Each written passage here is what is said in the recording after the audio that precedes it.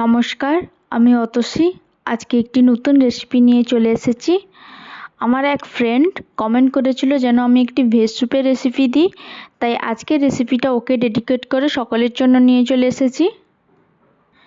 Veg soup বানানোর জন্য আমি বাঁধাকপি, বিট, গাজর ও পেঁয়াজকলি কুচি কুচি করে কেটে রেখেছি এবং কিছুটা মটরশুঁটিও ছাড়িয়ে নিয়েছি। তোমরা চাইলে তোমাদের পছন্দের আরও কিছু সবজি অ্যাড করতে পারো।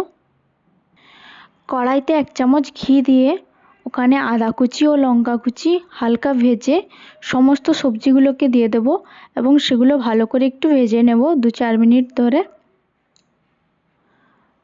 সমস্ত সবজি ভালো করে ভাজা হয়ে গেলে পরিমাণ মতো নুন দিয়ে দেব। এরপর কুচিয়ে রাখা ধনেপাতাগুলো দিয়ে দেব এবং অনেকটা জল দিয়ে দেব। ঢাকা দিয়ে 3-4 মিনিটের জন্য ফুটতে দেব। এরপর হয়ে গেলে ওখানে 2 চামচ চিনি দিয়ে দেব এবং 1 চামচ কর্নফ্লাওয়ার জলে ভিজিয়ে রেখেছিলাম ওটাও দিয়ে দেব। এরপর একে একে 2 চামচ টমেটো সস, 1 চামচ সয়া সস ও 1 চামচ ভিনেগার দিয়ে দেব। কিছুক্ষণ ফুটিয়ে নিলেই তৈরি টেস্টি ভেজ স্যুপ। এটা টেস্টির সাথে সাথে হেলদিও, সবাই খেতে পারো। ভিডিও ভালো লাগলে অবশ্যই একটা লাইক, কমেন্ট, শেয়ার করে দিও।